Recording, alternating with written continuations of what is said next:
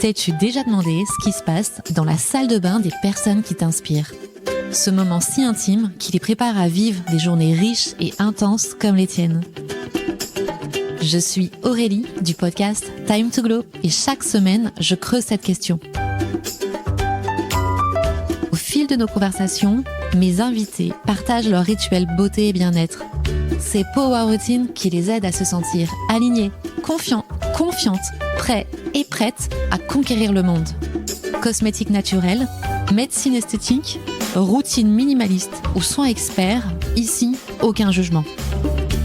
Prêt ou prête à briller et à construire ta propre power routine ? Bonne écoute et entrons dans les coulisses. Hello Frédéric. Hello Aurélie. Ravie d'être chez toi. Bah moi aussi, ravie de t'accueillir malgré les conditions un peu tempétueuses.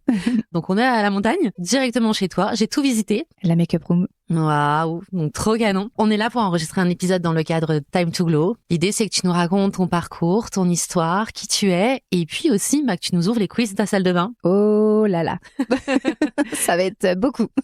Il y en a pas mal, j'ai vu pas mal de choses. On parlera de la beauté, on parlera de tout ça, d'acceptation, d'évolution. Je suis ravie que tu me fasses confiance et on va démarrer tout de suite par parler de toi. Est-ce que tu veux bien nous parler de qui tu es et de ton histoire ? Alors écoute, déjà, comme tu l'as dit et tu venais de me demander, est-ce que je t'appelle Frédéric, Fred ? Donc je m'appelle Frédéric. J'ai souvent coutume de me faire appeler Fred et en fait, ça fait quelques années que j'essaye de renouer avec ce prénom que j'ai eu du mal à supporter et à accepter parce que c'était masculin, parce que c'était dur à prononcer, Frédéric.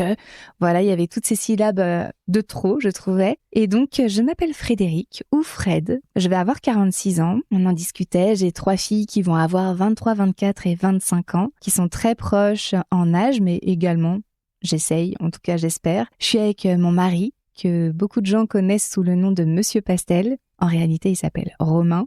Depuis bientôt 28 ans. Wow. On est un vieux couple, mais encore jeune dans l'esprit. On essaye aussi, tu vois, il y a beaucoup de... On essaye, mais parce que c'est vrai, on n'est jamais arrivé. On habite à Chamonix, donc au pied du Mont Blanc.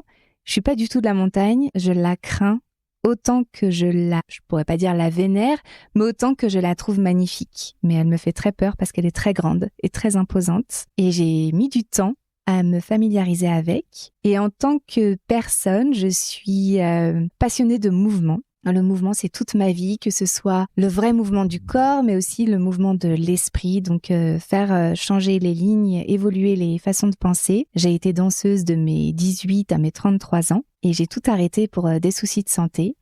Et depuis, je suis artiste face et body painter. Je le dis pas du tout de façon pédante avec un accent français que j'adore et que je ne veux absolument pas corriger. Donc, je peins des visages et des corps. Enfin, je peins sur des visages et sur des corps. Voilà mon métier.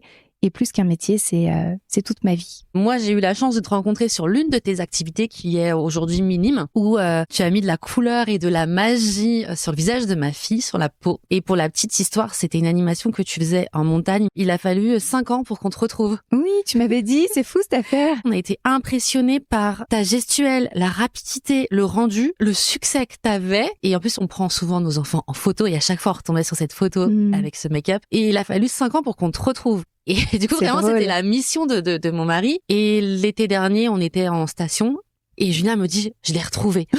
Et je dis, mais de qui tu me parles ? La dame. Celle qui fait les maquillages incroyables. J'ai osé te demander de passer au micro de mon podcast parce que, comme tu l'as dit, t'as une histoire de vie, t'as un parcours. Finalement, t'as fait une reconversion aussi et t'es allée vers le body et le face painting. Tu vas nous expliquer en quoi ça consiste aujourd'hui. Qu'est-ce que tu proposes à la fois pour les professionnels, les particuliers, la création de contenu aussi que tu fais. Est-ce que finalement c'est la continuité de l'artistique et de la danse ? Comment t'as été initiée à ça ? Alors je suis autodidacte. Ça c'est hyper intéressant de le mettre en lumière parce que pour devenir prof dans les écoles, je me rends compte à quel point les jeunes sont traumatisés à l'idée de pas avoir de diplôme. Ouais. Et pas que les jeunes d'ailleurs. Il y a aussi des gens en reconversion qui veulent un diplôme. Donc moi je suis autodidacte pour la simple et bonne raison que je savais pas que ça pouvait être un métier. Je ne connaissais personne qui faisait ce métier, je n'avais aucune idée de comment on s'y prenait, je savais même pas où acheter le matériel. Donc j'ai commencé vraiment avec 3 couleurs et 2 pinceaux quoi. Et j'ai eu la chance de maquiller un peu mes élèves de danse parce que je commençais un peu à faire une transition, tu vois, je savais que Peut-être un jour j'aurai envie de changer. Donc j'ai commencé à les maquiller à la fin des cours, pour les spectacles, tout ça. Et il y a une maman qui était à la mairie de Chamonix et qui m'a dit « Est-ce que ça t'intéresse de venir maquiller au carnaval ?» Donc moi, mais vraiment en pleine confiance, plein de balles, j'ai dit « Mais oui, bien sûr, genre je sais trop bien gérer. » C'était ma toute première prestation en public. Je tuerais pour avoir les images, parce que je pense que c'était horrible, mais pleinement assumé maintenant avec le recul. Et puis ce jour-là, il y avait une journaliste qui a trouvé ça chouette, qui a fait un article et ça a déboulé sur un deuxième client, etc. Et j'ai toujours eu cette chance d'avoir un rebond. J'aime pas trop utiliser le terme chance, parce que finalement la chance, elle se provoque beaucoup. Il y a des opportunités qu'on se crée, et là, ça a été le cas. Le fait de pas rester dans mon coin, le fait de dire oui à la journaliste, le fait de me lancer sans filet, mais vraiment, ça c'est pas de la chance en fait. C'est du culot, c'est de l'audace, c'est tout ce que tu veux. Donc voilà, ça s'est passé comme ça et j'ai appris au fur et à mesure. Et ce qui était passionnant, c'était de me dire j'apprends en maquillant des gens et en étant payée pour maquiller les gens, des choses que je sais pas faire. Et au début, je voulais même mettre un panneau qui disait demandez-moi tout ce que vous voulez. Mais heureusement que je l'ai pas fait parce que j'aurais été incapable. Encore maintenant, tu vois, hier, on m'a fait des demandes, genre un taureau, je sais même plus la race qu'il voulait, le petit garçon.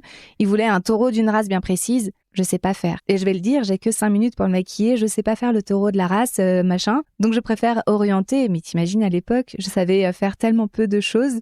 Ça aurait été une cata. Franchement, ça aurait été drôle, quoi. T'as orienté sur ce que tu savais faire et en même temps, à chaque fois, t'as évolué, t'as appris d'autres techniques. Oui. Et la rapidité est venue là, de l'exécution et du temps finalement qui t'était imparti. Alors, la rapidité, au début, c'était une cata parce que je faisais pas sur inscription, contrairement à maintenant.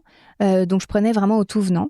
Et souvent, les prestats, tu vois, c'était 2-3 heures. Je terminais facilement 1 heure après. Parce que les gens me lâchaient pas et parce que je voyais la file et que je gérais pas la file et que c'était trop bien et que je restais encore et encore et que je m'en fichais et que j'avais des gens trop gentils, tu vois, qui me disaient « je vous ramène un verre d'eau », ils me tenaient un parasol s'il faisait chaud, j'avais une crêpe. On prenait soin de moi dans le public, pas mon client, mais vraiment le public, parce que ils avaient jamais vu ça et qu'ils trouvaient ça trop beau et qu'ils avaient envie de m'aider dans la réalisation et surtout envie que leur gamin se fasse maquiller, qu'ils aient pas attendu une demi-heure pour rien, tu vois, il y avait ça aussi dans leur tête. Et donc, au fur et à mesure, mon mari, très gentil, m'a dit « c'est bien, hein, mais t'attendre 1 heure à chaque fois, c'est non ». Donc, je vais commencer à réagir. Ok, il faut que j'apprenne à arrêter à la bonne heure et réussir à faire passer autant de monde en le même temps. Donc, être plus rapide. Donc, tout ça, il a fallu travailler là-dessus. Ouais, t'avais cette volonté de satisfaire un maximum de monde et en même temps de se dire, ok, il y a un moment où je peux plus, même physiquement, quoi. Ouais, alors, physiquement, c'est pas le problème. Mais par contre, il y avait vraiment la volonté de respecter ma famille et de pas passer à côté de moments précieux parce que, effectivement, on va me demander de rester. On me le demande même pas, mais je reste parce que je vais pas laisser les gens sur le carreau. Et je leur dis vraiment, quand c'est l'heure, c'est fini. Oui, ça peut être sans fin après. Exactement. Et si tu commences à dire oui pour un petit enfant, il y en a un deuxième, un troisième, tu dis oui, tu n'arrêtes plus. Ah, mais ils sont 3. Exactement. Et ça m'est arrivé comme ça. Donc oui, au bout d'un moment, j'ai vraiment compris que j'allais pas me faire des copains sur les prestats. Mais en fait, je suis pas là pour me faire des copains. Donc je fais plaisir à beaucoup de gens et peut-être il y en aura une dizaine qui vont être frustrés. Et à chaque fois, je leur dis, faut se faire avoir une fois. L'année prochaine, vous reviendrez, vous saurez mieux et tout. Et ça, donc, c'est un pan de ton activité, mais aujourd'hui, tu fais bien plus que cela. Est-ce que tu peux nous expliquer ce que tu proposes aujourd'hui? Bien sûr. Alors donc, toute la partie, comme on a dit, en prestation, que ce soit enfant ou adulte, moi, je vais vraiment, je m'insurge quand j'entends des gens qui me disent, ah, tu fais du maquillage enfant? Non. Je maquille la peau. Donc la peau à partir de 3 ans, pas en dessous parce qu'elle est trop fragile. De 3 ans à ma plus vieille cliente, ça a été ma mamie, à 99 ans dans son EHPAD. Et j'ai adoré parce que c'est pas la même peau, parce que c'est pas les mêmes stries, voilà. Il y a vraiment ça. Donc la prestation en tant que telle, en public, ça peut être aussi des prestations en privé. Où là, tu vois, on a des contrats où on ne doit rien divulguer, rien montrer. Ça peut être pour des grandes marques, ça peut être des inaugurations, ça peut être nuit des musées, etc. Et qui je suis aujourd'hui? Je suis en construction, éternellement en construction. Après, je suis dans une démarche de la pleine acceptation.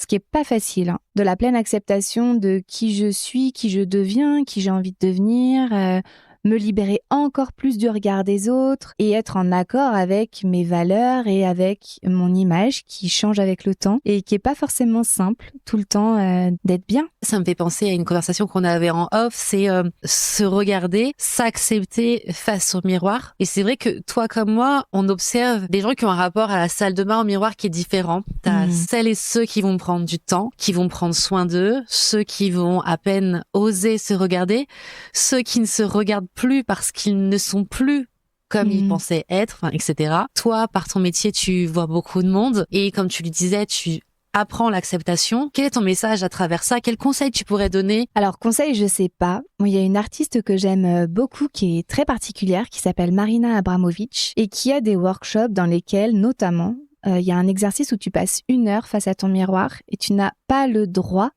d'enlever ton regard du miroir de toi-même. Il me semble que c'est nu ou peut-être en sous-vêtements, mais enfin voilà, c'est intégral. Et pendant 1 heure, tu ne dois que te regarder. Donc je te laisse imaginer 1 heure de plein regard de toi à toi-même. Je l'ai pas fait. Je suis pleine de bonne volonté. Cet artiste a, par exemple, un exercice. Il est dans mon couloir, un bocal de riz et lentilles à trier. J'ai tout mélangé, c'est dans un bocal, ça fait 2 ans. Voilà. Je le ferai. Oui. Tu vois? Parce que c'est un vrai cheminement. Mais bref, pour revenir à l'image, c'est pas un conseil, mais c'est juste de la douceur. Vraiment ramener une pleine douceur, se toucher. Parce que, comme on en parlait, moi, je suis au plus proche des gens. Dans le sens où je touche la peau. La peau, c'est un organe immense. Sur tout notre corps et notre peau, elle voit tout. Elle sent tout. Tu vois, il y a des réactions épidermiques. Quand on écoute une musique, on peut avoir ce qu'on appelle les poils. Pourquoi d'un coup, rien que le fait d'écouter une musique, ça déclenche tellement de sensations que la peau réagit. Pourquoi il y en a qui ont des boutons? Pourquoi du psoriasis? Pourquoi de l'eczéma avec le stress? Pourquoi tu vois tout ça? Ta peau, elle le sait avant que toi-même tu l'intègres. Donc le fait de toucher la peau, moi j'essaie d'y mettre beaucoup de douceur, que ce soit la mienne ou celle des gens. Souvent, je demande la permission. Quand j'ai un modèle adulte, alors pour les enfants, c'est difficile quand je suis en 3 à 5 minutes.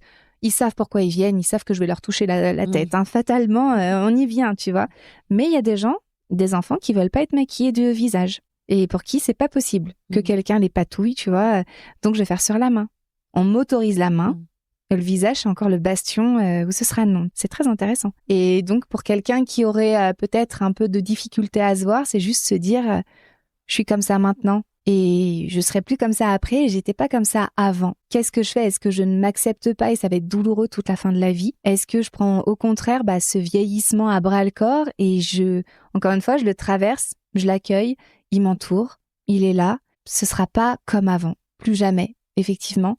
Mais qu'est-ce que c'est bien maintenant? D'être sur le chemin d'acceptation où chaque tache, chaque marque, ridule, ride a une histoire finalement, chaque cheveu blanc. C'était drôle, alors c'est pas tout à fait en lien, mais si un peu. Je sais plus qui avait dit ça, c'était une nana qui disait en fait au bout d'un moment, j'ai pas à me comparer j'ai 60 ans à une nana de 20 ans ou moi il y a 20 ans. Je vais prendre le game de 60-80 et je suis plutôt pas mal en fait finalement, tu vois.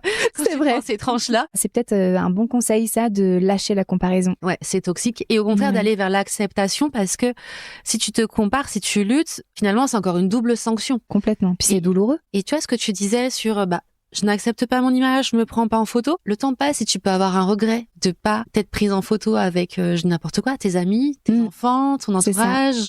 Mais j'ai un photographe qui m'avait dit, tu sais, on a 10 ans d'acceptation. Donc en gros, quand tu regarderas tes photos d'il y a 10 ans, tu te trouveras merveilleuse. À ce moment-là, tu te trouvais horrible.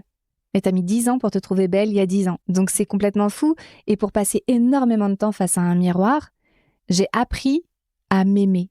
J'ai appris à me trouver jolie sous certains angles, à savoir poser dans ce qui, moi, me rend confortable, malgré des complexes, tu vois. J'ai un dessous d'œil qui est très marqué, ça me complexait énormément. Et pour autant, c'est comme ça. Il y a de la génétique, j'ai beau dormir 15 heures, j'aurai des cernes. Eh ben, écoute, soit je me cache et je mets une cagoule toute ma vie, ou alors je me dis juste, ça fait partie de moi. Et mes cernes, je vais les chérir et les hydrater avec un contour de l'œil et de temps en temps les camoufler avec un produit magique. Tu nous en parleras après. Oh oui, tu l'as pris en photo. Oui. Mais voilà, c'est quelque chose, je peux pas lutter contre. Et plutôt, encore une fois, de lutter contre, je traverse avec. J'emmène, parce que sinon, ça va être douloureux tout le temps. Et je veux pas ça. Quand on a une vie, autant bien la vivre, c'est évident. T'as plein de casquettes, on s'arrêtait à une. Et je les reprends. Tu es artiste face et body painter. Tu participes à des événements, t'as des partenariats avec des marques. Tu es créatrice de contenu, tu participes à des festivals, des animations. Tu es aussi formatrice et tu animes des masterclass. Oui. Et tu es podcasteuse. Oui. Tu as un super podcast. Je sais pas s'il est super, mais en tout cas, il a le mérite d'exister. Voilà. Carrément. Écoute, t'en as quoi là? 136, 135 Ah oui, épisodes, je sais même plus. Ouais, au moins 136. Comment t'arrives à faire des masterclass? Qui est-ce que tu formes finalement? Quel est ton public? Alors, en fait, c'est pas pour former, ça va être pour déverrouiller. Ça m'avait lu justement une explication avec une participante à la dernière masterclass qui, la première journée, était très frustrée. Elle s'en est ouverte en disant « J'apprends rien, c'est pas ce que je voulais, je suis très déçue. » Donc là, il a fallu un peu discuter et demander qu'est-ce que tu voulais? Tu pensais apprendre quoi? Un modèle par cœur. Voilà, j'ai rigolé en disant mais tu me connais. Elle m'a déjà pris en prof privé et tout ça. C'est pas du tout ce que je te ferais. Jamais je vous donnerai à apprendre un modèle par cœur. Pour reprendre cette métaphore, je vais t'apprendre à pêcher, mais je te donnerai jamais du poisson tous les jours. Voilà. Faut vraiment déverrouiller cette créativité, déverrouiller la peur de la créativité et de la création. Donc voilà, moi, mon rôle, c'est vraiment de montrer. Donc je vais démontrer les textures, tout ça. Vraiment, on va dire la partie la plus simple. Et ensuite, d'autoriser les gens à s'exprimer tels qu'ils sont, sans les mettre dans des cases. Donc je vais jamais leur dire « c'est beau, c'est bien, bravo ». Enfin, le bravo, oui, parce qu'elles osent. Je mets au féminin parce que jusqu'à maintenant, j'ai formé que des femmes. Mais ça pourrait être pour des hommes, tout pareil. Et le but de la manœuvre, c'est vraiment de relâcher les attentes du beau, notamment, du bien, et de juste expérimenter. Il y en a une qui m'a dit, c'est trop bien, là, je fais un laboratoire. Et elle essayait plein de choses en me disant, ça n'a ni queue ni tête, c'est pas beau, mais c'est mon laboratoire. Et j'ai trouvé ça génial. Et elle était là pour ça ce jour-là. Et aussi, ce qui est hyper intéressant dans ton podcast, c'est qu'il s'adresse à tout le monde, que tu sois make-up artiste ou pas, que tu sois un homme, que tu sois une femme, tu parles de tout sans tabou, d'entrepreneuriat, de vie quotidienne, enfin, donc très riche avec toi, ce que tu as vécu, tes expérimentations, les leçons aussi que tu as apprises, avec beaucoup d'humour aussi. J'essaye. De dérision, avec ta voix qui est juste incroyable, comme Merci. on peut l'entendre là. Et donc, ce podcast, comment est née l'idée? C'était en 2020. Oui, c'était après le Covid. Non, il y en avait pas beaucoup à l'époque, mais en fait, j'avais envie de faire porter ma voix encore plus. Parce que dans ce milieu, dans mon milieu d'artiste, il n'y a pas beaucoup de gens qui viennent parler notamment des clients, des difficultés qu'on va rencontrer, de l'argent. Alors ça, il n'y a pas plus de tabou, déjà en France en général, mais dans le milieu artistique, tu sais, il y a un petit peu cette image de ne me parlez pas d'argent, moi je crée. L'argent, c'est secondaire, je vis d'amour et d'eau fraîche. Mais en fait, non, pas du tout. Tout le monde. Comme tout le monde, je paye mon loyer, mes factures, enfin voilà. Et du coup, je ne trouvais pas ça ailleurs. Et j'avais tout le temps les mêmes questions qui revenaient. Donc je me suis dit, c'est l'occasion, on va voir. Et comme toi, j'ai acheté un Zoom, 2 micros, parce qu'au début, j'interviewais aussi un peu des gens, tout ça, pour me faire la main, pour voir jusqu'où je pouvais aller avec ce projet-là. Et aujourd'hui, il existe toujours? Il existe toujours, mais je le fais évoluer. Ouais. Voilà. Je le fais évoluer en sachant que tout ce qui est oral, pour moi, est très important. C'est totalement contradictoire, enfin pas contradictoire, mais ça c'est quelque chose, j'en parle assez peu encore pour l'instant parce que c'est pas que moi qui est concernée, mais mon mari est en grande perte d'audition et il a beaucoup d'acouphènes. Donc je dois répéter beaucoup quand on parle ensemble, ce qui peut être un frein parfois. Je préfère me taire parce que je sais que je vais pas avoir la patience à ce moment-là de répéter, ou quand c'est lui qui conduit, c'est l'oreille droite qui est le plus impactée, je peux pas lui parler puisque son oreille droite ne m'entend pas du tout. Donc je prends souvent l'habitude de conduire moi pour que lui, je puisse lui glisser un mot à l'oreille gauche, bref. Et pour autant, le son a toujours été une partie prenante dans notre vie. On a commencé à être ensemble en 97, le temps des dinosaures. Et à cette époque, on se faisait des compilations. Lui, il m'envoyait des compilations sur des cassettes. Et il enregistrait avec son magnéto d'un CD à la cassette pour me faire un truc. Enfin bref, tout un micmac. Et donc, on avait vraiment une histoire orale des musiques qui ont émaillé toute notre rencontre, toute notre relation. Et l'oralité est très importante. Donc maintenant, je le fais évoluer, j'ai envie de partager un peu différemment. Là, j'ai commencé à faire des cartes postales sonores. J'ai fait ma première carte postale sonore à Tunis, où nos filles nous ont envoyé en voyage en amoureux à l'automne. Et j'ai enregistré les sons parce que ça me parle énormément. C'est quelque chose qui me fait vibrer. Je sais pas te l'expliquer pourquoi. Pourquoi pour moi c'est ça. La maladie du papa de mon mari, je l'ai enregistrée juste quelques semaines, peut-être 2 semaines avant qu'il meure. J'avais un projet que j'avais appelé La Dernière Parole. Je voulais partir à la rencontre de gens qui ont quelques semaines avant de mourir et pouvoir les enregistrer et garder une trace, parce que la première chose que tu oublies des gens, c'est leur voix. C'est pas l'image, c'est pas tout ça, c'est la voix. Et quand on te remet la voix de la personne dans les oreilles, mais invariablement, voilà, exactement. Ouais. T'as vraiment, tu vois, tout de suite ce truc-là. Et là, je l'ai réécouté il y a 2 jours, l'enregistrement que j'avais fait avec lui, parce que il y a, je crois que c'est France Info qui veut faire un podcast sur, je sais pas comment ils sont arrivés à trouver l'histoire de ce monsieur. Et donc, ils ont demandé à ma belle-mère si elle avait de l'enregistrement, tu vois, vocal de lui. Et elle a dit, attendez, ma belle-fille l'a enregistré quelques jours avant qu'il ne meure, donc je peux lui redemander et tout. Donc, tu vois, il y a vraiment cette histoire de voix et de son et d'ambiance et ça me passionne. Et donc, du coup, aujourd'hui, tu veux laisser ta voix, ta trace au plus grand nombre, en tout cas pour partager. Voilà, pour partager, pour un petit peu faire sentir qu'on n'est pas seul. Parce qu'on se sent souvent seul dans ces environnements-là. Et pouvoir se dire, ok, elle aussi, elle l'expérimente. Donc, je peux passer par là. Et c'est d'accord de pouvoir expérimenter toutes ces expériences-là et se dire, ok, je suis pas tout seul. Oui, on est nombreux à le vivre. Et c'est vrai que la vidéo le permet déjà. Tu vois, sur les réseaux, il y a déjà ces vidéos, les photos, tout ça pour exprimer ça. Mais je trouve que l'oral, c'est encore autre chose, puis c'est un temps long. C'est le temps long, t'es pas dans l'instantanéité et du coup, t'as le temps de percevoir les émotions, le cheminement, etc. C'est ça. Et ça fait écho. Et c'est quoi ton rêve? J'adorerais parcourir le monde avec mes pinceaux, mes petites palettes de voyage, justement, pour que ce soit à portée de main très simplement, et reproduire les motifs traditionnels des tissus de plein de régions du monde sur la peau des gens. Wow. Ça s'appelle du camouflage. Je le fais déjà, j'ai déjà eu des articles grâce à cette technique-là parce que j'aime beaucoup faire ça. Puis tu sais, moi, quand je peins, surtout quand je peins au long cours, donc pas les prestats en 3 à 5 minutes, là, c'est déjà quelque chose, mais pour autant, j'ai des confidences d'enfants qui valent le coup, tu vois. En 3 à 5 minutes, il y a des enfants qui me lâchent tout. Je connais toute leur vie. Ça y est, on est les meilleurs potes et tu vois, ils ont tout lâché alors que, entre guillemets, par rapport à eux, je suis une très vieille dame et que, enfin voilà. Mais il y a une confiance totale qui peut se mettre. Mais quand je maquille en plusieurs heures sur le corps de quelqu'un, sur des cicatrices, sur des parties qui ont été abîmées par d'autres personnes, qui ont été violentées, etc., là, l'émotion, elle est au quintuple, en fait. Tu vois, il y a des larmes, il y a du silence que j'essaye pas de meubler. Il y a des propos qui peuvent être un peu incohérents et puis d'un coup, quelque chose de très profond qui sort. Enfin, c'est très dans l'émotion à fleur de peau. On y est, hein. Il y a des expressions qui ne s'inventent pas. Complètement. À fleur de peau, je travaille sur la peau. C'est incroyable. Et c'est dur de rebondir derrière ce que tu viens de dire parce que forcément, et comme tu le dis, il y a parfois l'indicible sur la peau. Et en tout cas, ça permet d'apporter du beau sur des cicatrices aussi. C'est comment on peut transformer ça et continuer et sublimer. Et plein d'histoires derrière, effectivement, tout ça. Juste, on n'a pas parlé de ton nom. De ton compte Insta, de ton podcast. Raconte-nous l'histoire, Mamzelle Pastel. Voilà, alors écoute, l'histoire est très drôle. Je partais avec cette histoire de vouloir faire un univers. Maintenant, j'ai quand même mis mon vrai nom et prénom sur Insta en dessous. Mais de base, voilà, Mamzelle Pastel. On est parti sur un brainstorming avec mon mari et un de ses amis.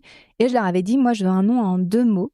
Un peu comme les danseuses du Crazy Horse. Donc, ils sont partis sur des trucs genre Rita Nutella, Lola Banana. T'as dû t'éclater. Bon, on n'y était pas. Enfin, si je m'appelais Rita Nutella, je pense que ce serait peut-être pas la même ambiance. Enfin, je sais pas, écoute. Finalement, je leur ai dit, voilà, moi, je veux quelque chose qui puisse se prononcer aussi bien en anglais qu'en français. Donc, mademoiselle en anglais, c'est trop compliqué. Mamzelle, ça s'y prête bien. Pastel par rapport aux couleurs, par rapport à mon univers qui est quand même assez doux, même s'il est chatoyant par certains endroits, mais je voulais vraiment ramener cette zone-là. Et donc, ces 2 mots se sont accolés. Au début, il y avait une apostrophe entre M-A-M, apostrophe Z-E-L-L-E. Et puis, j'ai enlevé pour synthétiser et rester Mamzelle Pastel. Mais je me demande toujours si je vais enlever Mamzelle Pastel pour être juste... Et c'est déjà beaucoup. Frédéric Barieux, je ne sais pas. C'est encore en cours de réflexion. Ouais, mais tout est en cours. Ouais, c'est ça. mais en tout cas, c'est intéressant de se dire que tout est en cours et tout le temps, et c'est ok. Et des fois, on fait des choix, mais c'est pas forcément figé. On peut changer d'avis et c'est tout ok. Le temps. Tu te déculpabilises vachement ça, toi. Ah oui, oui, oui. Et merci de le faire. Des fois, on se met des injonctions, mais si je change, mais si, bah non, en fait, tu peux, c'est ok, tant que Moi, t'es je aligné, change toi. tellement. Et même, on peut en parler, tu vois, par rapport à l'alimentation, ça peut nous faire le pont pour passer à la salle de bain. Mais j'ai essayé plein de choses. Je suis connue pour être la meuf chelou. C'est quoi en ce moment? Un mois sans sucre? Et là, t'es en mois sans gluten. Et là, tu fais... Ouais, j'essaye. C'est pas pour autant que je vais tout prendre, mais j'ai besoin d'essayer. J'ai besoin, encore une fois, de le traverser, Et de l'expérimenter, de l'engrammer et de me dire, ça, je garde. Ça, j'y arrive pas et c'est pas moi. Et justement, sur la partie alimentation, donc ton amoureux, c'est son métier. Tu le dis souvent dans tes podcasts, il cuisine pour toi, il prend soin de toi. T'as des journées qui sont atypiques, qui peuvent changer, t'as jamais le même quotidien. Comment tu t'alimentes? Qu'est-ce qui est bon pour toi? Écoute, en ce moment, c'est un vrai chantier. Encore une fois, moi, je suis vraiment en cours de construction là. Tu le vois pas, mais il y a tous les échafaudages autour, vraiment. Il y a la grue, il y a voilà les petits bonhommes avec des casques en bas. Tu vois. Au mois d'août, j'ai eu une vraie prise de conscience et je pense qu'elle est arrivée notamment par le biais du 75 Hot Rich MUA Challenge parce qu'il y avait la partie bonne alimentation. Et je me suis rendu compte que sous couvert de bonne alimentation, il y a des fois je m'alimentais juste par flemme. Moi je suis très bec sucré, donc je peux te dire que j'ai pas faim et je déboule avec une demi-brioche, une compote, un Mars, une tisane avec du miel. C'est une bombe calorique de folie qui se met dans des endroits de mon corps où je n'ai pas du tout envie que ça aille. Et en fait, j'avais un peu pris, tu sais, ce truc du miroir de me dire, oui, bon, allez, c'est un petit peu l'âge, c'est un peu normal, c'est un peu si... Je suis allée voir la remplaçante de mon gynéco, une sage-femme stupide, je ne dirais pas son nom par respect pour elle, qui m'a juste dit, je lui ai dit, voilà, je me sens un peu plus épaisse. Autour de la taille, ça ne me correspond pas. Et elle m'a donné ce conseil incroyable, mangez moins et faites plus de sport. Merci madame. Donc là, j'avais juste envie de l'étriper. J'ai failli partir du cabinet là tout de suite quand elle m'a dit ça parce que je me suis dit quel conseil à la con. Vraiment, c'est débile. Donc ça m'a fait réfléchir. J'en ai parlé avec mon médecin généraliste qui est une femme qui doit avoir peut-être une dizaine d'années de plus que moi, donc dans les 55. Et qui m'a dit, il va falloir vous accepter avec le temps qui passe, mettre de la douceur dans votre regard. Alors, en soi, c'est génial de dire ça, mais il faut aussi reconnaître que j'ai un bourrelet dans le dos, j'ai un bourrelet dans le dos. Il n'y a pas à discuter. Donc elle me disait, oui, mais non, c'est pas vraiment un bourrelet, c'est un pli de peau. Bah, c'est un bourrelet. Comment on peut l'appeler autrement? Donc, j'ai pris rendez-vous chez une diététicienne qui, elle, est une stakhanoviste de la calorie et qui, quand je lui ai expliqué mon histoire de bourrelet, quand elle m'a dit pourquoi vous venez, je dis, bah voilà, j'ai un bourrelet dans le dos qui me complexe. Elle a sorti un mesureur de bourrelet. Une humiliation sans nom. Un pied de biche, quoi. Un pied à coulisses. T'imagines la honte? Je suis en culotte dans son cabinet. Je viens de lui dire que je me trouve grosse, que j'ai un bourrelet dans le dos. Et l'autre, elle vient me mesurer le bourrelet. Donc là, humiliation sans nom. Mais dans ma tête, morte de rire. À me dire, c'est surréaliste, le truc est dingue. Je suis en train de me faire mesurer le bourrelet. J'imaginais déjà la scène de le raconter à mon mari qui, évidemment, a hurlé de rire au téléphone en me disant « Mais c'est génial !» C'est génial, la meuf a un outil incroyable, à quoi ça ressemble? Enfin bon, bref, je te passe les détails. Et donc, avec elle, on s'est mis d'accord. Elle m'a demandé, est-ce que vous souhaitez perdre du poids? Donc, je lui ai dit oui, 10 kilos pour commencer. Et contrairement à toutes les autres qui me disaient, mais non, tout ça, elle a fait ses calculs.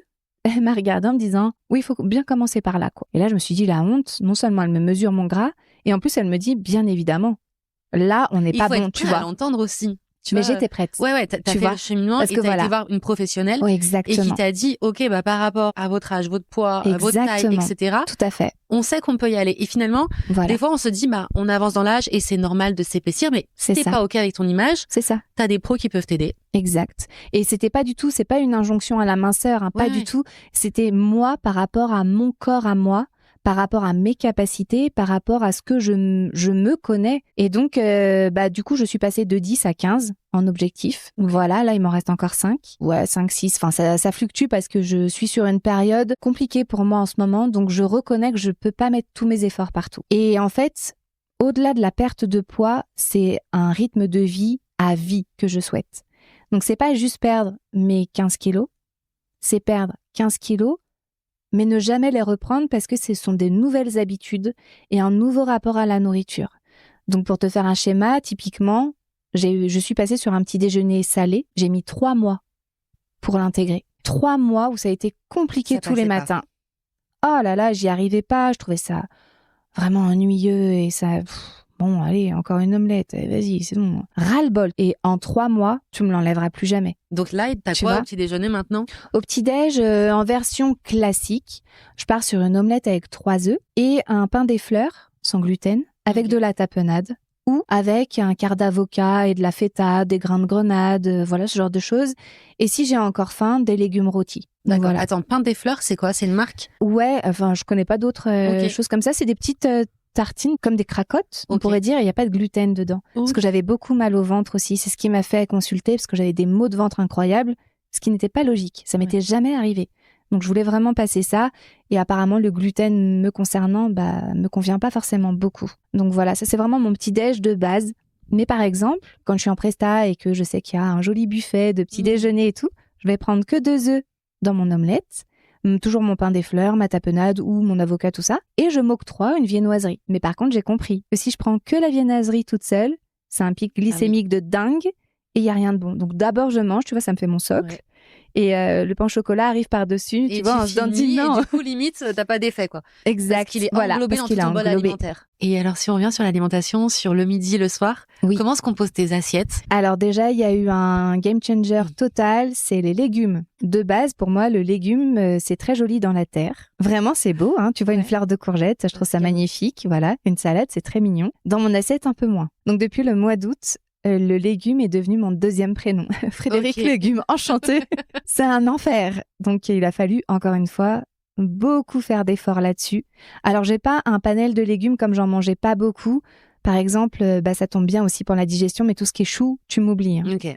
Tu fais du brocoli, t'es sûr, je suis loin. Je pars en courant, du chou de Bruxelles, enfin tout ce que tu veux, tout ça, c'est pas pour moi. Et donc je vais tourner un peu en circuit fermé, mais je fais les efforts quand même d'en avoir à tous mes repas, ce qui était avant très rare. Donc voilà, beaucoup de légumes, plus de protéines aussi, qu'elles soient végétales ou animales, et peu finalement de féculents. Donc une petite portion de féculents, plutôt patates douces, ou aussi encore un pain des fleurs, des choses un peu sans gluten, ou du riz bien cuit, du riz japonais, tout ça, et beaucoup de légumes, et un peu de protéines, et quasiment pas de sucre. Ok. Donc moi qui suis très chocolat, j'ai appris à manger du chocolat noir parce que je refuse de ne pas avoir de chocolat dans ma vie. Donc je préfère manger du chocolat noir que rien. J'ai appris, hein, c'est un palais à éduquer. Tu vois, le premier coup, j'ai acheté une tablette à 85% en me disant « Allez, go !» Ah, c'est acide, là. Oh la vache, c'est super dur. Donc j'ai pas mangé, c'est mon mari qui l'a mangé, la tablette. Et maintenant j'ai appris. Oui. Tu vois, en fait c'est une éducation du palais, littéralement. Après, dans la suite de ma journée, il y a un goûter. Je ne peux pas vivre sans goûter. Pour moi, c'est un moment qui est convivial. Quand je suis à la maison, qu'on est tous les deux à la maison, c'est notre moment. Alors, à tous les repas, on est ensemble. Hein. Mais le goûter, il a une saveur particulière parce que on est tous les deux en activité. Donc, soit moi, je suis dans ma make-up room en train de travailler, lui, dans son local, dans le jardin, en train de faire sa musique, ou on est tous les deux sur ordi à faire nos factures et tout. La pause goûter, c'est une vraie pause. Et même si c'est que 1 quart d'heure, c'est 1 quart d'heure où on va parler d'autre chose que de ce qu'on fait et on va prendre le temps de se faire une boisson chaude, tout ça. Donc au goûter, soit je me fais un goûter salé, ça peut m'arriver, ou alors, comme j'aime quand même le sucré, j'ai acheté des barres Nature Valley, je sais pas si tu connais, qui sont sans gluten, avec un peu de protéines. Enfin, c'est marqué 10 grammes de protéines par barre. Bon, si on peut faire 100, ce sera 100. Tu vois, typiquement, aujourd'hui, je vais me faire un moelleux au skyr et au pistolet de chocolat à 76%. Wow. Voilà, et ça me prend 1 quart d'heure au air fryer. Donc, il y a un œuf, un petit pot de fromage blanc skyr, de la farine de flocons d'avoine réduit en poudre, toujours sans gluten, et des pistolets de chocolat. Tu fous ça 1 quart d'heure et c'est prêt. Et en plus, c'est unidose, t'as ta dose pour toi. Exactement. Voilà. Je sais que c'est ma dose et que c'est la pile bonne portion. De ce qui va m'apporter. Et te rassasier. Exactement. Et alors, attends, cette recette, c'est hyper intéressant parce qu'on va avoir forcément des questions. C'est où est-ce que tu as trouvé cette recette? Sur TikTok. Ok, d'accord. Ouais, sur TikTok, génial. Une dame, pareil, qui est en perte de poids et rééquilibrage alimentaire. Donc, dans une perte de poids, il y a ce qu'on appelle le déficit calorique. Donc, à manger moins d'apport calorique que ce que ton corps va dépenser sans pour autant t'affamer. Hein. Loin de là, tu as bien noté, tu vois, je suis au petit-déj, déjeuner, goûter et dîner. Je m'affame pas non plus le soir. Donc voilà, j'ai trouvé ça totalement par hasard et je l'ai essayé en me disant à tout moment, c'est une super idée, comme à tout moment, c'est un truc à jeter. J'admets de pouvoir jeter une fois une recette si c'est vraiment pas bon. Mes filles se souviennent d'expériences cuisantes, de choses immangeables que j'avais vu passer aussi sur TikTok où c'était vraiment horrible et où tu dis non, là, maman, par contre, non, c'est vraiment dégueu. Ouais, je comprends. Et même toi, tu sais, avec ton ego, tu dis non, je vais le manger quand même pour leur dire. Bon. Tu peux pas, tu dis non, là, les boulettes de lentilles corail, on oublie, c'était vraiment immonde, entre autres. Ok. En plus, tu prends du risque, toi, parce qu'avec un chef cuisinier à la maison. Ouais, alors après, enfin, tu vois, lui, il a plutôt justement été dans un apprentissage très vieille France. Donc les blanquettes de veau, tout ça, moi jamais tu me feras manger ça. Justement, c'est chouette d'avoir nos deux points de vue. Là, ça fait 2 semaines que je lui tanne l'esprit avec mon histoire de moelleux au skir. Et tu vois, ce matin, il me dit mais je mangerais bien moi ton moelleux, tu m'as jamais fait. Je dis en même temps, je suis jamais là, donc je te le ferai vraiment. Donc tu vois, aujourd'hui au goûter, on sait. Voilà, exactement. Et le soir, ton assiette, c'est la même chose. T'as aussi des protéines, des légumes. Oui, protéines, légumes et souvent plus léger. Mais en ce moment, je rajoute quand même, si j'en ressens le besoin, si j'en ai envie aussi, un petit bout de glucides, de féculents selon ma journée. Parce que je me rends compte qu'après, je passe pas forcément une bonne nuit et que, comme je te disais, comme je suis dans une période assez fluctuante, j'ai besoin que mon système nerveux s'apaise. Et pour qu'il soit apaisé, parfois juste une cuillère de pâte, il faut qu'il soit lui, il se tranquillise. Il se dit c'est bon, on n'est pas en danger, tout va bien, on peut poser les armes et continuer. Donc je suis vraiment à l'écoute de tout ça. Après, pour autant, tu vois, quand je suis en déplacement, c'est pas toujours simple de tout emmener, mais je fais un max d'efforts et de cuisiner avant de partir, de mettre dans des boîtes, d'amener ma petite glacière pour faire réchauffer. Et finalement, tu te sens bien, c'est périn après et tu te sens en vitalité, quoi. Exactement, parce que c'est quand même des rythmes, tu vois, de maquiller 4, 5, 6 heures debout non-stop. Ça fait 11 personnes par heure. Donc autant de familles autour, donc une grande dépense énergétique. Beaucoup d'émulation. Voilà. Donc j'ai besoin aussi que moi, mon corps, c'est mon outil de travail. Faut qu'il puisse m'emmener toujours plus loin. Comment tu fais pour t'hydrater, à penser à boire? Est-ce que tu bois assez? Alors je bois difficilement de l'eau froide. J'ai souvent de l'eau chaude avec moi. Quand je suis en prestation, j'ai un thermos pour mes pinceaux, mais également pour moi. Et j'ai une tasse que je remplis régulièrement. Je bois peut-être 4-5 tasses dans l'après-midi. Tu vois, des tasses de la taille de la tienne. Ouais. Je le fais assez régulièrement. Et d'ailleurs, ça aussi, on peut en parler. Je travaille debout parce qu'encore une fois, le mouvement, parce que j'accueille les clients, tu vois, je me torsionne à moitié. Oui, parce que je suis en mouvement et que j'ai besoin à un moment de plier les jambes, de faire une torsion du buste, de faire une rotation de bassin parce que là, je suis en train de m'ankyloser. Et que c'est normal, et que souvent les gens me disent « Ah, ça fait combien de temps que vous êtes là ?» Tu vois, ça va ouvrir un peu le dialogue aussi. Hein. Donc oui, je fais toujours attention à ça. Et souvent, dans les restaurants, je demande de l'eau chaude. Et c'est pas bien compris, sauf la seule personne qui a vraiment compris ça, c'était chez Bocuse, excusez du peu, où il y avait un stagiaire qui était à côté du maître d'hôtel, là, et je demande de l'eau chaude, et le stagiaire me regarde et demande avec quoi dedans. Donc là, il se prend un petit coup de bourre, tu vois, du gars qui lui explique que non. C'est tout à fait normal de demander de l'eau chaude, que ça facilite la digestion, etc., que c'est bien meilleur, et que pour être mieux, l'eau chaude est recommandée. Et je me suis dit, voilà, mais parce qu'il a une clientèle internationale. Ouais, c'est ça. Et donc des gens qui ont l'habitude de boire de l'eau chaude et non pas de l'eau froide. Exactement. Je crois que c'est en Orient qui mélange ça avec de la fleur d'oranger, en Asie du citron. Tout à fait, exactement. Okay. Donc tu vois, moi, juste boire de l'eau chaude, ça me va bien mieux. Et même encore là, dans les restos où j'ai l'habitude d'aller en station quand je suis en déplacement, elles me connaissent, tu vois. Donc elles m'amènent spontanément une petite théière d'eau chaude pour le repas, tu vois, alors que d'habitude, c'est une carafe d'eau froide. Donc tu vois, c'est juste réussir à faire changer un tout petit peu, plus de l'eau froide, de l'eau chaude. Okay. Donc ça m'aide pour l'hydratation. Et sinon, je suis très tisane, très thé. Et encore une fois, tu vois... J'ai fait ta collection cuisine. Wow. Souvent, Romain, il m'amène quand je suis en train de maquiller. Il est dans moins de travail intense et il vient souvent passer la tête et demander, tu vois, comme il nous a demandé, vous avez besoin d'un truc, un thé, quelque chose. Donc, il y a toujours quelque chose qui est ramené là-dessus pour hydrater, pour être bien clair. Parce qu'effectivement, quand ton corps manque de liquide, il est plus très bien. Ouais, c'est clair. Écoute, tu nous as tout partagé. J'ai envie de te demander quel est ton rapport maintenant avec ton dos et ce bourrelet dans le dos. Le bourrelet a disparu. Wow. Ouais, alléluia. Le bourrelet est parti. Alors moi, je vois encore un pli de peau que j'aime moins. Mais en soi, comme je te disais, il reste encore 5 kilos à déloger, en sachant que je fais du sport aussi pendant ces rééquilibrages, etc. Alors du sport à ma manière, beaucoup de marche, du pilates, du yoga. Tu fais ça à quelle fréquence? Comme je peux, clairement. Là, encore une fois, il n'y a pas de dictat. Ça peut être 2 séances de yoga par jour ou 1 toutes les 2 semaines. Okay. C'est vraiment comme je peux. Et comme je vais m'accorder le besoin et l'envie. J'ai envie d'en faire, j'en fais. J'ai pas envie, je me forcerai pas. Oui, j'ai envie de faire plutôt ça que ça. Exactement. Okay. Parce que je sais que sinon, je vais me faire mal. C'est bête, mais le corps, lui, il est en résistance. Jamais il ira là où tu veux pas. Donc Donc voilà, on travaille assez bien ensemble, mon corps et moi, on essaye d'aller dans la même direction. C'est ça, ouais. Il y a l'épisode que tu as écouté de Sophie qui disait on a tendance à dissocier tête et corps, mais finalement on n'est qu'un, et si ta tête veut quelque chose que ton corps ne veut pas, et effectivement, ça peut être la blessure. Tout à fait. On va passer dans la salle de bain. Oui. Ouvrez les trousses de toilette, les vanities. Ouais, c'est ça. Et c'est ce qu'on se disait. C'est intéressant de savoir ce qu'un homme ou une femme a dans sa trousse de toilette. Carrément. Je trouve que ça révèle plein de choses et parfois des secrets de beauté qu'on n'imagine même pas.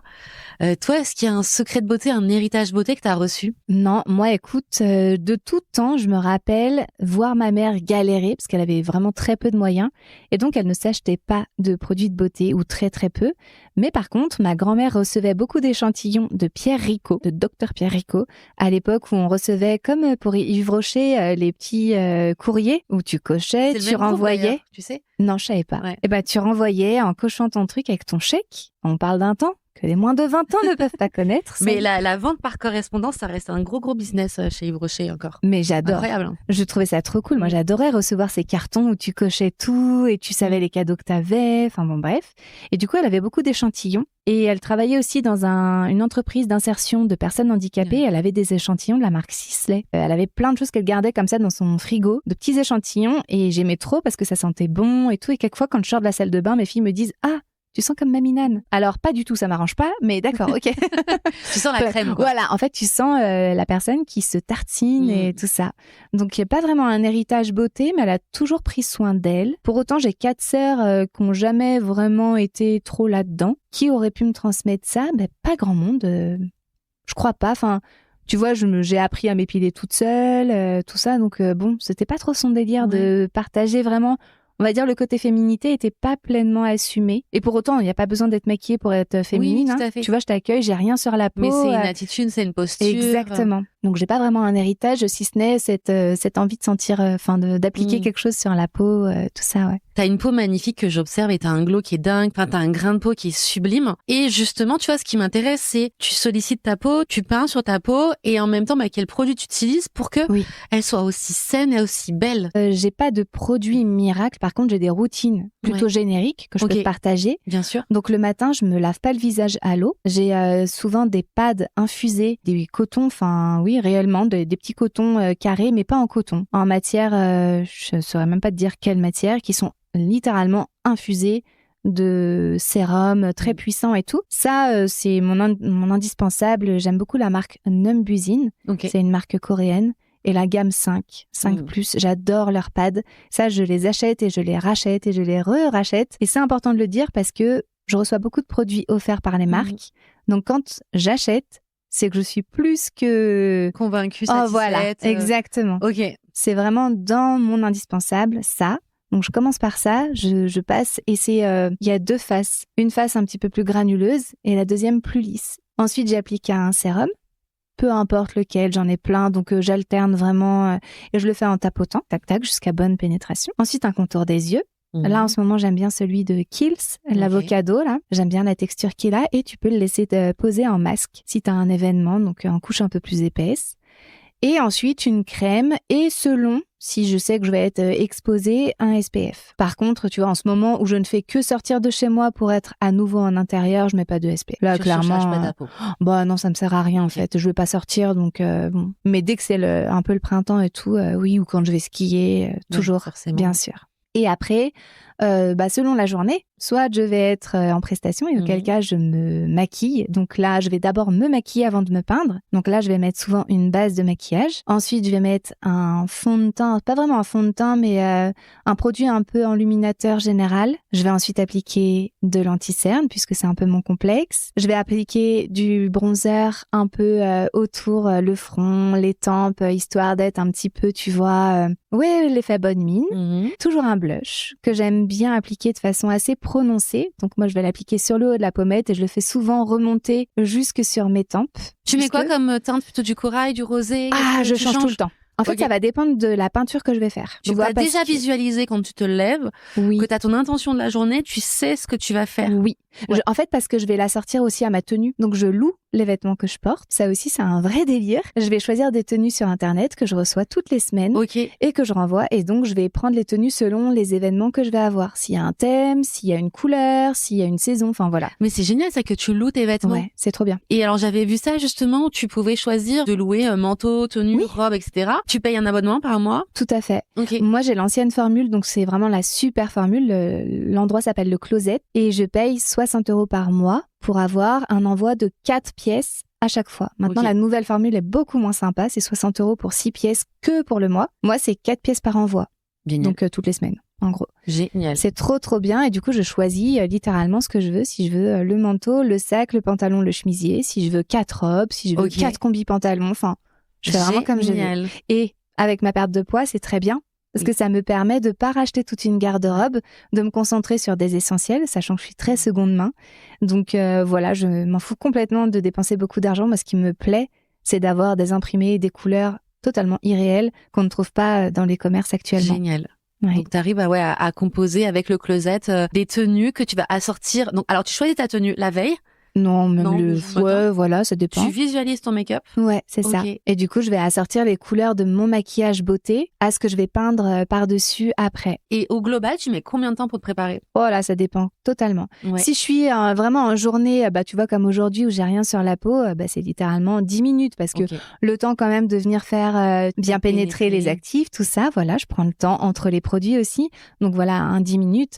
Quand je suis vraiment en presta, hier, je crois que j'ai mis 1h30 pour me peindre en me maquillant avant. Ouais. Donc, j'ai pris mon petit déj à l'hôtel. Je suis arrivée, ils m'ont dit « T'es pas maquillée, c'est quoi le bordel ?» J'ai dit « Non, 2 minutes, les gars, je mange. Ouais. Je prends le petit déj et ensuite, je vais me maquiller. Est-ce que je peux avoir un check-out un peu plus tard ?» Bien sûr, tout ça. Et j'ai dû mettre 1h30 pour faire... J'avais tout un skieur sur le coin de la joue. Dingue.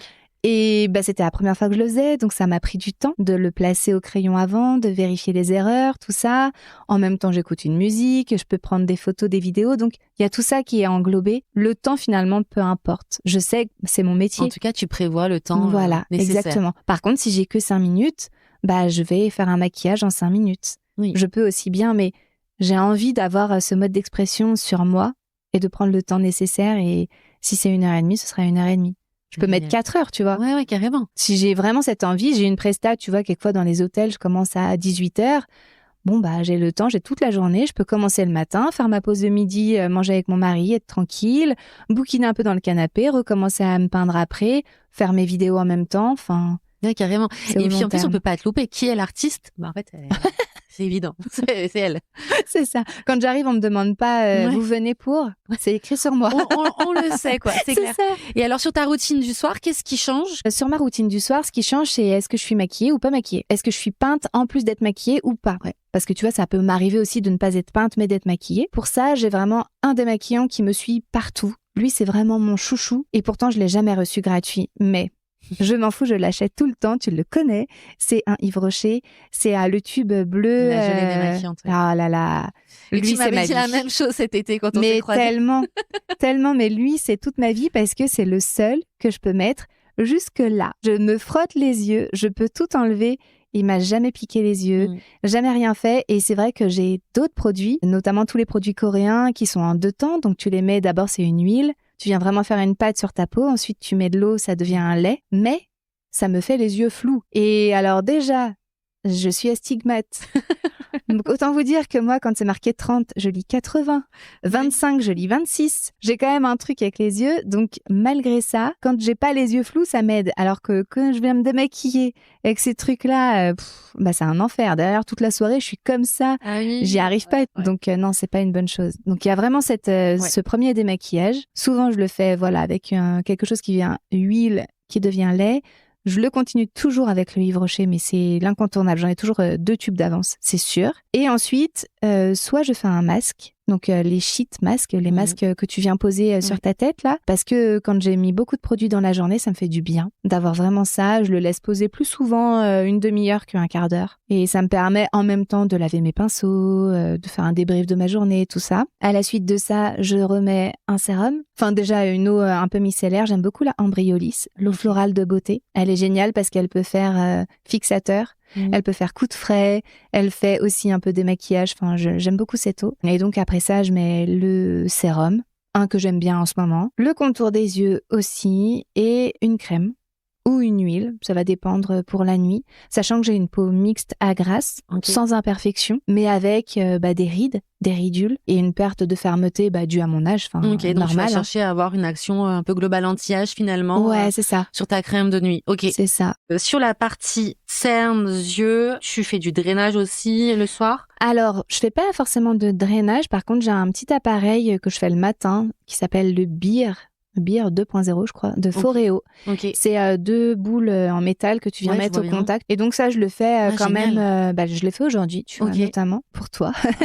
Non, mais t'as une peau qui est incroyable. Merci beaucoup. Et du coup, ça, je le fais. Et je trouve qu'il y a quand même un effet quand je le fais ou quand je le fais pas. Mais pour autant, tu vois, à un moment, j'étais fan de gua sha et ça me passe un peu. Après, j'ai pas forcément le temps de le faire. Mais encore une fois, j'essaye pleinement de m'accepter avec ces cernes et de les emmener avec moi et de me dire, hey, c'est comme ça. Ben ouais, carrément. Ça fait toi qui tu es dans ta globalité. C'est ça. Et puis, c'est sympa de se dire, il y a des appareils qui font aussi le job et quand j'ai envie, du coup, je les utilise et j'ai un effet, un petit peu plus tenseur. Et j'ai aussi, tu sais, des patchs à mettre sous les yeux. Donc ça, c'est pareil, je peux les mettre le matin. Quand je sais que j'ai une grosse journée, avec beaucoup de maquillage et tout, je mets ça souvent au moment du petit-déj. Je vais prendre mon petit-déj avec mes patchs à yeux et Mais ce qui est intéressant dans ce que tu nous dis, c'est qu'effectivement, tu vas choisir tes produits essentiels qui correspondent à ton état de peau du moment. Ouais. Et aussi, la peau, c'est un peu comme une toile, finalement. Si tu veux que ta peinture, ton make-up tienne, il faut en prendre soin. Exactement. On n'est pas là pour camoufler. Non. Et puis, ton make-up sera encore plus beau et plus waouh, quoi. Ouais, c'est ça. Puis après, tu vois, aussi dans l'histoire de se peindre, j'ai aussi appris les placements qui me vont bien sur moi et qui peuvent justement parfois camoufler un peu. Quand je me fais un peu les taches de rousseur en fleurs, je vais vraiment les faire passer sur mes cernes et du coup comme ça je camoufle un petit peu. Écoute, il faut ruser. Stratégique, on adore. Complètement. Mais t'as raison, c'est vrai que même sur donc là tes placements, mais même un make-up, parfois quand on voit, quand on s'y connaît un peu en make-up, qu'on voit qu'il y a des formes de yeux, du coup selon ton placement d'eyeliner ou ce que t'as mis, c'est pas le plus valorisant. On peut se faire accompagner par des pros pour sublimer son visage et valoriser son trait. Ça c'est important, ouais. Et puis tu vois, il y a quelque chose qu'on sous-estime souvent, c'est les sourcils. Avec le temps, tu vois, moi, j'ai les cheveux blancs que je ne teins plus depuis des années par choix et qui sont joliment placés parce qu'ils m'encadrent le visage. Ouais, carrément. J'ai 2 mèches blanches vraiment sur le tour du visage, mais j'ai aussi du coup des sourcils blancs, des poils de sourcils blancs que je vois de temps en temps et je me dis mais qu'est-ce que c'est, pardon, on s'est pas demandé l'autorisation de venir là, merci. Et surtout, ils sont plus clairsemés. Moi, j'arrive des années 90. Quand j'étais ado, dans les années 90, il fallait une ligne fine. C'était à la mode et du coup, ça repousse beaucoup moins. Attends, ils ont vachement bien repris, parce que ton sourcil est hyper bien dessiné. Ouais, mais tu vois, ça n'a rien à voir quand... Ouais, il y a de l'épaisseur, mais quand je le redessine vraiment, je me rends compte de ce qui manque. Donc, je sais que quand je veux un peu appuyer sans faire beaucoup, pour moi, ça va être le blush, le sourcil et un coup de mascara pour venir... voilà, et si vraiment... c'est la folie des grandeurs, je mets le truc qui vient camoufler la cerne là. Vraiment ce produit, mon flouteur de cerne incroyable de chez L'Oréal, le Revitalift Laser, il s'appelle. On l'adore. Auquel cas, tu vois, je suis vraiment, c'est comme s'il y avait un filtre. J'ai une copine à qui j'avais pas dit et elle me regardait, je la sentais perplexe, tu vois. Elle me dit, mais t'as fait quelque chose. On dirait, t'as un filtre Snap ou... Voilà, c'est le flouteur, machin chouette. Incroyable. Donc, tu vois, ça aide. Pour les sourcils, quel produit chouchou tu as? Un crayon à sourcils. Ok, tout simplement. Ouais, tu l'as choisi de quelle couleur? Alors, je le prends, j'ai les sourcils assez foncés. En fait, tu vois, j'ai encore des poils bruns. Ouais. Donc, comme étant assez brune avec la peau un petit peu mate, je le prends assez foncé, parfois noir. Et parce que de base, j'avais regardé un peu, tu vois, la couleur taupe et tout. Pas du tout. Donc, moi, c'est plutôt dark brownie, hot chocolate. C'est génial, ça nous donne faim en même temps. Mais des teintes assez foncées. Pour fixer ton maquillage, t'as parlé d'une brume fixatrice tout à l'heure de Henri Olize. Laquelle tu recommandes quand on veut que son make-up tienne toute la journée? Alors pour ça, si tu veux vraiment que ça ne bouge pas, que tu peux transpirer et tout, il y a celle de Kryolan ou Kryolan, je ne sais pas comment vous préférez. Ça te lague jusqu'à l'intérieur de l'âme. Ah ouais. Il peut tout se passer. On ne bouge pas. T'es laqué. C'est pas à recommander. Et c'est confortable ou... Oui, en fait, oui, tu peux faire ta vie derrière, tu vois. C'est pas à recommander au quotidien, mais enfin moi je te parle de ça plutôt d'un point de vue artistique. Et vraiment, je pars en presta, il fait 35 degrés, je suis maquillée, je veux pas trop que ça bouge, pas du tout que ça bouge. Donc je fais déjà un placement qui me convienne et tout. Je laque et tu vois, j'ai fait une modèle comme ça sur un salon. Je lui ai fait tout le haut, les épaules, avant, arrière, le visage. Je l'ai laqué, mais comme jamais. Elle a tenu 2 jours, malgré son dodo et tout. Enfin, tu vois... Fou. Ah ouais, je lui ai dit, mais 2 jours. Elle me dit, je me suis pas lavée, je voulais pas, j'ai fait toilette de chat, je voulais pas l'enlever, le machin. Ah ouais, carrément, 2 jours, quoi. Canon. Ok, trop bien, mais je prends bien tous tes bons plans, là. Tu vois, ça peut servir à un grand nombre. Donc c'est top. Et de façon hebdomadaire ou mensuelle, est-ce que tu fais des soins un petit peu plus poussés à la maison? Pas vraiment plus poussés. Alors, depuis Tunis, on est revenu avec des gants de hammam. Alors ça, c'est ma passion, faire des boulettes de crasse, c'est dégueu, hein, mais c'est tellement satisfaisant. Donc je me gomme le corps si je me fais un bain chaud. Vraiment le temps que ça fasse bien suinter la peau. Et ça, j'adore. Je trouve que ça fait vraiment l'effet peau neuve. Mais le reste du temps, écoute, ça dépend des moments. Il y a des fois, je pars en phase brossage à sec et j'adore. Et je le fais pendant 1 mois et c'est génial. Il y a des fois, je fais rien du tout. Donc non, j'ai pas un soin plus particulier. Par contre, j'essaye toujours d'avoir 1 ou 2 gommages par semaine, plutôt visage. En masque, je peux en faire, je sais pas, je peux en faire 10 dans la semaine comme je peux en faire 2. Enfin, ça va vraiment dépendre. Oui, c'est aléatoire selon tes besoins, tes envies, ton temps. Et est-ce qu'il y a des pros qui prennent soin de toi? Oui, pour les doigts. Mais elle me montre sa manucure qui est canon. Pour les ongles, j'ai une de mes anciennes élèves de danse. Donc c'est en plus la belle histoire. Tu vois, moi je l'ai connue gamine. Maintenant, elle est devenue PO. Du coup, c'est à elle que je confie mes mains. Donc je viens avec mes idées. Et selon ce que j'ai comme idée, elle transpire. C'est incroyable. Tu lui envoies en avance ces idées ou non, c'est fait accompli Ça dépend. Il y a des fois, je lui envoie avant. Et le pire, c'est que Romain vient avec moi. Ok, d'accord. Alors là, c'est un grand moment de rigolade parce que de base, je l'ai embarqué en lui disant viens te faire les mains parce que là, c'est plus possible ses mains, c'est n'importe quoi, c'est tout griffu et tout là, viens. Alors il a adoré, elle fait des manucures russes et non seulement il a bien voulu faire ses mains, donc pendant un quart d'heure, il était en extase à dire oh, c'est trop agréable, c'est génial et tout. Et surtout, il s'est dit mais moi aussi je veux des dessins. Donc en général, il fait 3 doigts par main et souvent depuis maintenant, en tout cas, il a décidé de faire passer un même dessin sur les 3 doigts. Par exemple, tu vois, il a fait un squelette de poisson. Donc, il a fait la queue sur un doigt, l'arête centrale sur l'autre doigt et la tête avec un petit bout d'arête sur le dernier doigt, par exemple. Ou un hot dog. Non, mais c'est très drôle. Et du coup, faut pas lui piquer ses idées, bien évidemment. Et je ne sais jamais ce qu'il va faire. La sortie, quoi. Ah non. On a fait un peu un mix and match pour le mariage de notre grande en septembre. On était à peu près dans les mêmes couleurs. Mais non, il a bien ses idées, c'est très très drôle. J'adore. Et elle s'arrache les cheveux, parce que quelquefois il arrive avec des trucs, elle est là, non, je sais pas faire. Donc voilà, ça j'y vais en général 1 fois par mois. Elle s'appelle comment? Elle s'appelle Camille et son nom de prothésiste c'est un grand K et 1000 à côté. Et Camille Longlerie, elle est à Argentière dans le coin. Et c'est vraiment quelqu'un que j'apprécie parce qu'elle prend le temps de faire et encore une fois, tu vois, sur quelque chose qui est très superficiel. Son onglerie, c'est un cabinet de psy, tu vois. On y dépose tout nos tracas. On vient pour se faire les ongles et on repart avec le moral au beau fixe, avec un design qui nous plaît, qui nous donne confiance, en ayant déchargé tout ce qui s'était passé dans notre vie ces derniers temps, pendant qu'elle cravache de ouf. Elle met combien de temps pour réaliser tes ongles? Alors, elle met assez longtemps. Je pense qu'en général, je reste 2 heures avec elle. Mais parce qu'elle fait vraiment ce soin de l'ongle avant, toutes les cuticules, tout ça, cette manucure russe. Puis comme je demande des choses parfois un peu compliquées, elle prévoit plus de temps. Voilà. Mais c'est vrai qu'en général, on reste dans les 2 heures ensemble. Ok. On va parler de tes cheveux. Oui. Tes cheveux sont magnifiques et t'as un contouring, du coup, mèche blanche naturelle, qui réveille aussi, je trouve, ton regard, la couleur de ton œil. Comment t'as décidé d'accepter d'exposer tes cheveux blancs? Moi, je les ai teints longtemps. Et en fait, le problème du placement de cette mèche blanche, c'est que c'était là tout de suite, vraiment devant. Et donc, ma teinture, elle passait au bout d'1 semaine. J'avais déjà la racine, tu vois, qui revenait blanche. Donc, c'était très frustrant parce que tout le reste était brun. Et puis, j'avais juste une petite touffe de cheveux blancs qui ressortait et c'était pénible. Et l'instigateur, comme d'habitude, Monsieur Barieux, Romain himself, qui m'a dit « Mais pourquoi tu les laisses pas juste pousser normal? Ils sont trop beaux tes cheveux, arrête et tout. » Donc j'ai accepté, encore une fois, traversé, accueilli et pris la pleine conscience de toute façon, fatalement, je ne vais pas en rajeunissant, donc mes cheveux vont être blancs. Et comme je suis brune, ça va se voir. Et tant qu'à faire, je vais les prendre comme ils viennent. Et par chance, ils ont décidé de se placer vraiment en encadrement du visage. J'ai la même mèche que Orelsan. Donc c'est assez drôle. Et maintenant, j'ai même des jeunes qui viennent me demander où je fais mes mèches. Alors j'ai envie de te dire, je les fais pas. Elles se font toutes seules.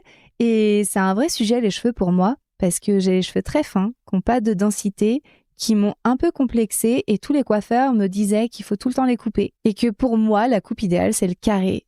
Donc j'ai longtemps écouté et l'an dernier je me suis dit ça suffit qu'on me mette encore une injonction à tout le temps me dire ce que je dois porter ou pas porter, comme je dois être ou pas être, comme je dois être coiffée ou pas coiffée, est-ce que je dois avoir les cheveux longs ou pas longs, qui mieux que moi peut le décider. Donc j'ai décidé de laisser pousser mes cheveux et pour aller plus loin je me suis même dit que je les laissais pousser jusqu'à ce fameux poids idéal que je veux et que je prendrais la décision à ce moment-là parce que je serais pleinement revenue chez moi. Tu vois, dans ma maison, dans mon corps, j'aurai tous les voyants au vert pour décider de est-ce que je décide de les couper parce que j'ai envie et non pas parce qu'on me dit et non pas parce que on imagine que pour moi ce sera mieux. Est-ce que je décide de les laisser pousser encore Et je m'amuse avec mes cheveux, donc un coup je les plaque, un coup je mets des bigoudis. J'adore les bigoudis. Ouais, j'adore. Ah là là, j'adore les bigoudis, c'est génial. C'est un vrai jeu de mettre des bigoudis. J'ai reçu par TikTok Shop une brosse, tu sais, enroulante chauffante là. Donc je suis une brêle avec ça. Mais c'est très bien parce que j'ai des gens. Ouais.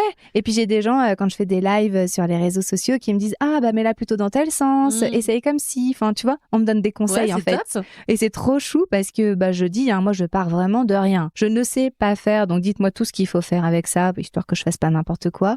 J'ai aussi un boucleur que j'aime bien utiliser, mais ma matière de cheveux fait que les boucles, c'est bien un quart d'heure. Et en général, au bout d'une heure, ah bon, t'avais bouclé ? Ça retombe. Voilà. Donc, le bigoudi, pour ça, est bien mieux que le boucleur, effectivement. Et en capillaire, qu'est-ce que tu utilises ? Alors, c'est pareil, j'ai reçu beaucoup de shampoings et de produits, plein de cures sur le volume. Tu vois, aujourd'hui, j'ai utilisé un sérum avant lavage. Je trouve ça assez cool. Donc, tu le mets. Ensuite, tu dois vraiment, à même le cuir chevelu, tu le masses pendant 5 minutes. Donc, je suis très consciencieuse. Je mets un minuteur. Je le masse pendant 5 minutes avec une brosse à picot, tu vois, toc. Et ensuite, je le laisse poser 15 minutes. Et après seulement, je pars en shampoing. Mais avant de faire le shampoing, il faut rincer d'abord ce sérum pour ensuite shampouiner, etc. Donc voilà, j'utilise ça, mais je change tout le temps, selon ce que je veux et selon le temps que j'ai aussi. Parce que quand tu te laisses poser un masque, c'est quand même au moins 5 minutes au fond de ta baignoire à attendre que le temps passe. Donc ça peut être un peu long. J'évolue tout le temps. T'avais un mot, tu sais, pour 2025, là on est en 2026. Oui. Est-ce que tu t'es choisi aussi un mot de ta source rituelle ? C'est quoi ? Tu peux nous partager ? Bien sûr, mon mot c'est légèreté. Et si tu veux toute l'histoire derrière, c'est très drôle parce que je me suis rendu compte à quel point j'en manquais à ce moment-là. Donc je le choisis, on était à Tunis. Je fais marteler un bracelet avec mon mot de 2025, donc équilibre, tout est bien mis, le mot est bien centré, tout ça. Et je me dis, je choisis mon mot pour 2026. Mon mot c'est légèreté. Très bien. Je me retrouve un bracelet, je retrouve pas le même marteleur. Et là, j'écris mon mot sur un papier, il y a des accents, je veux bien comme ci, comme ça. Et là, le monsieur part en vrille totale. Il me le met à l'arrache, c'est très mal écrit, c'est horrible, c'est pas bien placé. Je suis très frustrée, très déçue, pas du tout dans la légèreté. Donc là, je reprends mon bracelet, hyper en colère. Je trouve un deuxième marteleur qui me tourne mon bracelet, donc le même, et qui réécrit légèreté, mais toujours pas bien. Je me dis, mais incroyable, c'est fou, personne n'arrive à l'écrire. J'achète un deuxième bracelet, je trouve un troisième marteleur qui me l'écrit, mais toujours pas bien. Et maintenant, je porte ce bracelet de légèreté, le premier qui a les 2 mots, en souriant de mon manque de légèreté et de me dire, tu te rends compte pour quelqu'un qui veut de la légèreté, comme tu as été rigide dans le fait d'aller encore faire marteler 3 fois le même mot, parce que ça ne fonctionne pas comme je veux. Et c'est un vrai travail finalement. C'est mon mot et c'est ce qu'il faut que j'apprenne à traverser cette année, à accueillir et à mettre encore plus avec moi. De la légèreté à tout point de vue. Tu vois, ça passe aussi par le corps.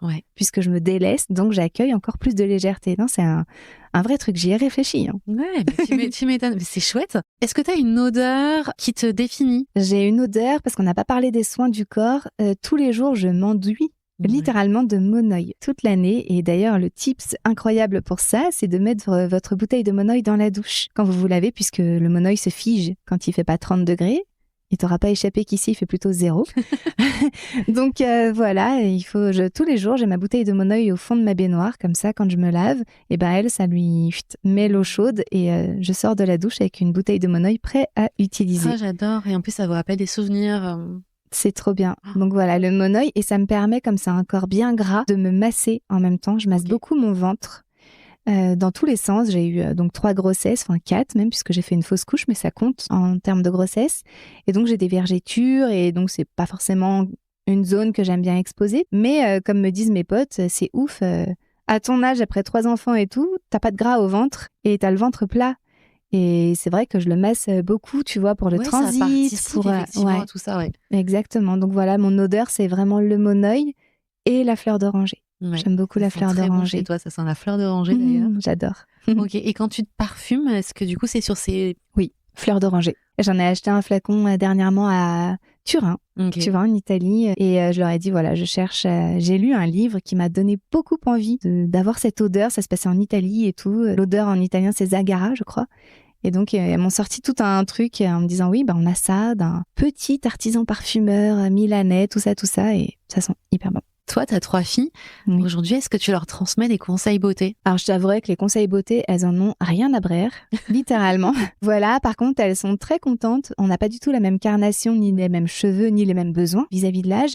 Donc, dans tout ce que je reçois, elles écopent toujours de choses et elles sont refaites. Okay. Clairement, elles adorent venir fouiller dans les produits. T'as reçu quoi dernièrement? Je m'étonne, c'est la caverne d'Alibaba. Ah, exactement, c'est trop cool. Donc, ouais, pas forcément de conseils, mais tu partages généreusement. Ah oui, toujours. Mais après, tu vois, si elles ont besoin, elles demandent. Le fait est que, elles viennent pas demander. Je pense qu'elles ont pas spécialement besoin de choses. Par contre, tu vois, pour le mari de ma fille aînée, je lui offre régulièrement des produits, pas de maquillage, mais de soins de la peau, notamment à Noël, ce genre de choses. Parce qu'il me dit, voilà, lui, il a une crème pour les corps aux pieds, les mains, presque gel douche. Enfin, tu vois, sa crème, elle sert à tout, faire la vaisselle, huiler le moteur. Ouais, je vois bien. Donc, du coup, tu prends soin de lui. Voilà, du coup, je lui offre des produits bien spécifiques pour lui et qu'il ait vraiment la gamme visage, tout ça. Et il apprécie. Et tu vois, quand il vient, il rigole. La dernière fois, il avait les mains sèches. Je dis, allez hop, grimpe là-dedans. J'avais des masques à main. Du coup, il avait ses gros gants rose pailletés. C'était très drôle. Au bout des doigts, à chaque fois, il est là. C'est toujours sur moi que ça tombe. Oui. Tu prends soin de lui. Ça, c'est chouette. Ouais. Et toi, quel est le meilleur conseil beauté qu'on t'ait donné?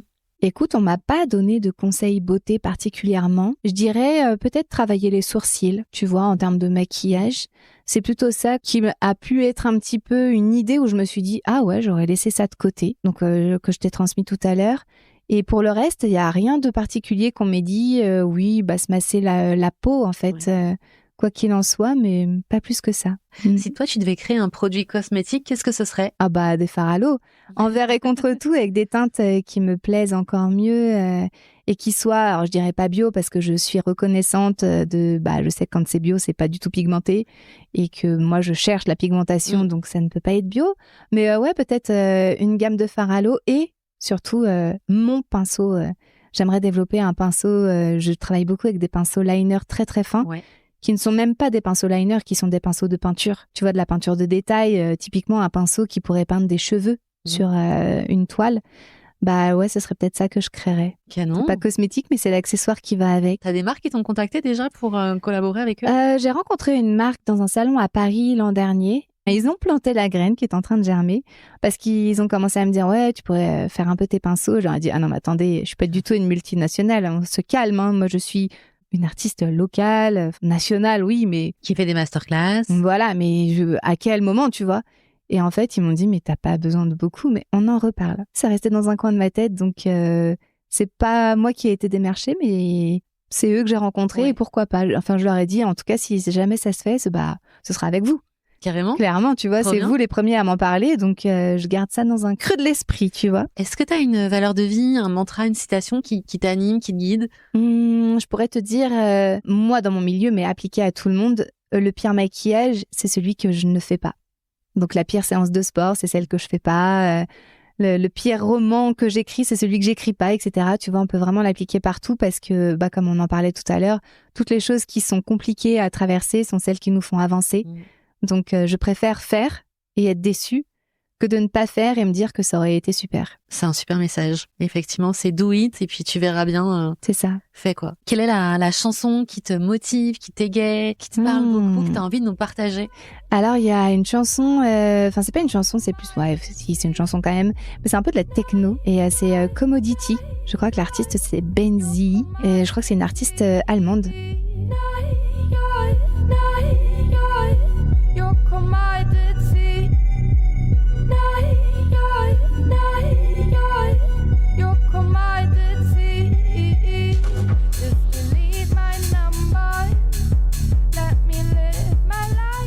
sûr, tu me vois sautiller partout avec. Okay. J'allais dire, du coup, ça crée quoi chez toi? Mais ouais, ok. Enfin, j'aime beaucoup les vieux morceaux de techno, tu vois, années 90, quoi. Vraiment l'âge d'or de cette musique-là. Et je trouve que ça revient assez. Et c'est quelque chose qui m'entraîne. Voilà, ça me fait sautiller en sachant que moi, je sautille partout quand il y a de la musique. J'aime beaucoup. Je peux danser dans un rayon de supermarché. L'autre matin, tu vois, j'étais à l'aire d'autoroute et il y a J'irai où tu iras de Céline Dion qui est passé. Alors techniquement, je suis pas fan de Céline Dion, mais cette musique est quand même très enjaillante. Et je venais d'en parler avec une amie proche et du coup, je me suis filmée en train de faire le playback de J'irai où tu iras devant les machines à café de l'aire d'autoroute à 7h du matin. Voilà, il n'y a pas de honte encore une fois. Donc, quand il y a de la musique, il y a du mouvement, il y a de la joie, il y a de l'énergie. Et justement, ce mot joie, il est fort avec ta personnalité, avec ce que tu crées, ton entourage aussi. Comment ça s'est né, cette joie-là? De petite, t'as toujours eu cette énergie, cette joie, cette volonté de faire du bien autour de toi? Je sais pas, peut-être que oui, d'une certaine façon. J'ai toujours eu du caractère et je me suis toujours refusée à être abattue. Quoi qu'il puisse se passer, je pense que oui, ça va être l'humour, ça va être ma porte de sortie en fait. C'est pas forcément délicat, quelquefois c'est même très maladroit, mais je vais essayer de faire une blague, un jeu de mots quand c'est un peu dur, en me disant avec de l'humour ça passera toujours.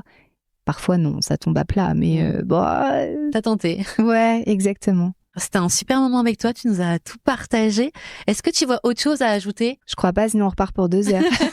En tout cas, on te retrouve sur ton compte Insta Mamzelle Pastel. Dans la version podcast sur toutes les plateformes Mamzelle Pastel également, avec des épisodes pépites que je vous invite à écouter, qui sont incroyables. Et puis, tu as un site aussi qui référence toutes les prestations que tu proposes aujourd'hui, avec aussi les bases de tarifs, etc. Exactement. Pour prendre contact avec toi. Et pareil, si on est une marque et qu'on a envie d'être mise en avant grâce à ton talent, on te contacte. Ah, tout à fait, avec grand plaisir. Et t'as oublié TikTok, parce que moi j'aime beaucoup TikTok aussi. Oui. En fait, tu vois, je suis pas sur TikTok, alors j'ai pas eu le réflexe. Ah ouais. Okay. En fait, c'est vraiment 2 réseaux complètement différents. Et j'apprécie les 2 pour des raisons totalement différentes aussi. Et alors sur TikTok, tu t'appelles comment? Toujours pareil. Mamzelle Pastel, ce sera toujours la même chose où que ce soit. Okay. Je suis sur WeWard, l'application de marche et tout, je m'appelle pareil. Enfin, c'est vraiment devenu un peu un avatar. Ouais. Et écoute, on te suit sur tous ces réseaux-là. On prend contact avec toi facilement, tu réponds, t'es hyper réactive et toujours avec des vrais échanges. Donc ça, c'est chouette. J'essaye. Merci beaucoup. Merci beaucoup Aurélie pour tout.